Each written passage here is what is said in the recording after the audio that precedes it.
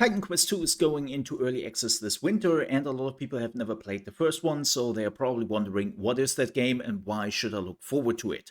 Well, first things first, let's explain what Titan Quest is and where it's actually coming from. Titan Quest 1 is an action RPG, and Titan Quest 2, of course, will also be an action RPG like Diablo or Path of Exile, or to be a little bit more specific, it is much closer to what Grim Dawn is, and the reason for that is that the creators of Grim Dawn are also the people who made Titan Quest. Titan Quest was their very first game when it came out many decades ago, and unfortunately, it just didn't reach the audience the studio needed to survive.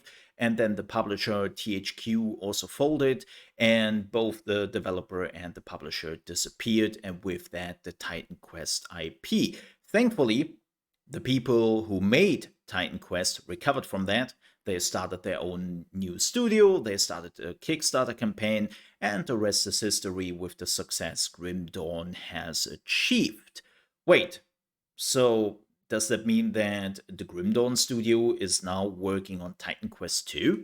No, no. Like, the people at Crate Entertainment, which are working on Grim Dawn and apparently Grim Dawn 2, have nothing to do with Titan Quest 2. The IP itself got bought by THQ Nordic, and a completely new studio took over. Actually, Titan Quest 1 got a remaster a few years ago and got some new expansions. Who would have thought, right?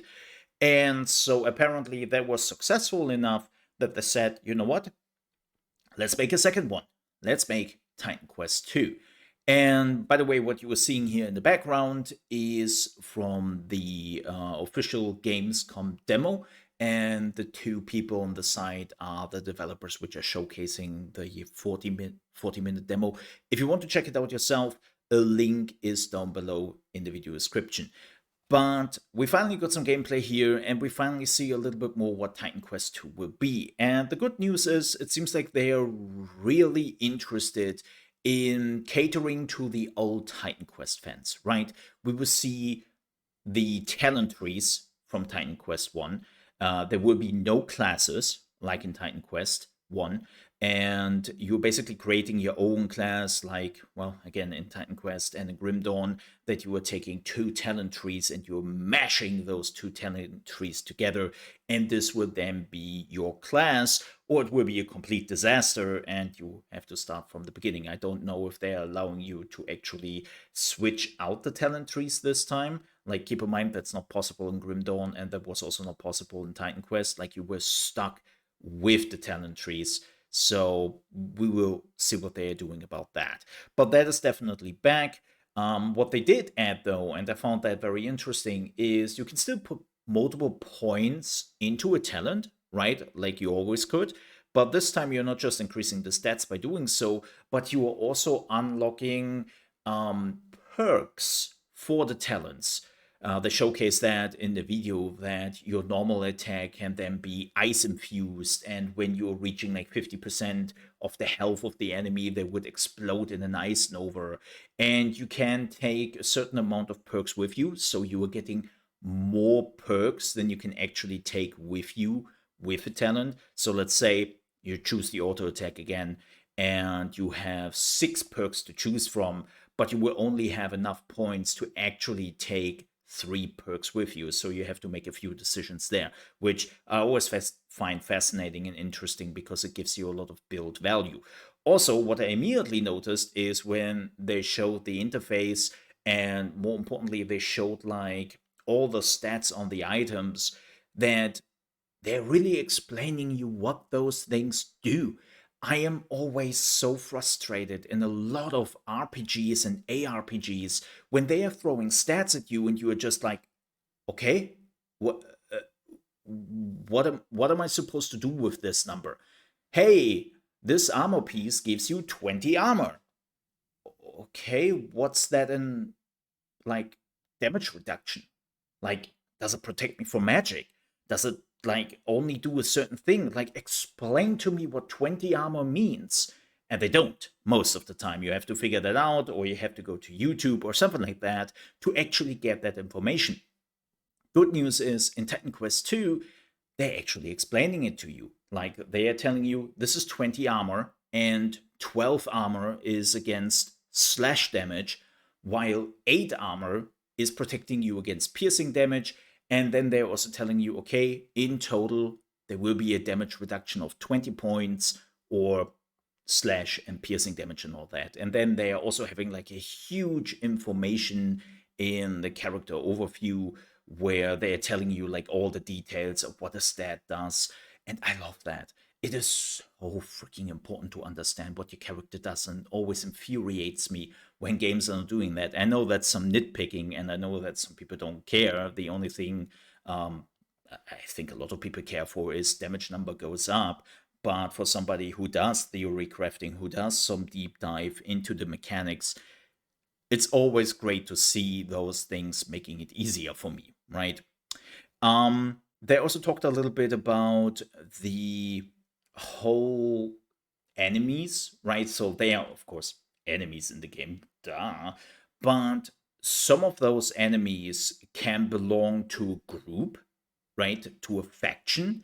And before you think, oh, factions, like I'm gathering points and doing quests for them. No, no, no, no. This is not like in an RPG where the factions are working like that. It's more like this is a group of enemies and they have a certain hierarchy. And on the lowest hierarchy, you just have some trash mobs, which are not really that strong. And then there is like a boss mob in that hierarchy of that faction, and they are like one of the strongest. They have like some really cool abilities. They're not bosses. They also made it very clear that at the release of early access we would get 3 bosses, but those top of the line enemies in that hierarchy are not considered bosses. They're just really strong and have some really interesting abilities, right? So I think that's also pretty nice to have. They also explained to us that unfortunately, crafting is not available at the beginning of early access, and they haven't showed that to us, so we still don't know what that inclines. And in general, I have to say, this was a nice first look at the game, right? This was the very, very first time where we actually saw unedited gameplay, 40 minutes, and it looked decent, right? It looked good. It looked like Titan Quest. They also already explained that they will bring back the ability of seeing what loot the enemy will drop, because the enemy is actually utilizing the armor and the weapon in fight. That's what the first Titan Quest did, and it was always super cool, right? You were walking up to an enemy and you were always like, whoa, what is that sword he is wearing? I want that. And you could get that, right? So that was always really cool. They already said they're bringing that back. It might not be available immediately at the beginning of early access, but they will bring that back because they believe it is really important. But I have to say, I have to see more of the systems in the game. Like, even when they showed briefly like 2 of the talent trees, there were only like 4 abilities each, because for the demo, the people don't have the time to really dive deep into those talent trees, and they didn't want it to make it confusing to them. So I get that, but I still have to say, I have to see more. Like right now, this looks all very surface level, and I'm a little bit afraid that there maybe is not enough to do to really build up your build. Um, we don't even know if maybe they're bringing from Grim Dawn, and I think Titan Quest 1 also had that, if I'm still remembering correctly. Um, the star system, right, where you had um, those star symbols you could then put points in and all that. I would love to see that. Like, I hope there is more to the whole action RPG feeling of creating your build in your character, because it felt a little bit weak. I'm also curious to see what some of the legendary weapons do. They did show us an epic weapon, like a purple weapon, which was named, but it just had some really good stats and nothing too special about it. So I'm again curious to see what they will offer there, but I think we have to wait till early access till that is happening, or maybe they will give us more gameplay, because winter is still a little bit off. But nonetheless, it looked good. I'm definitely curious to see more of Titan Quest 2.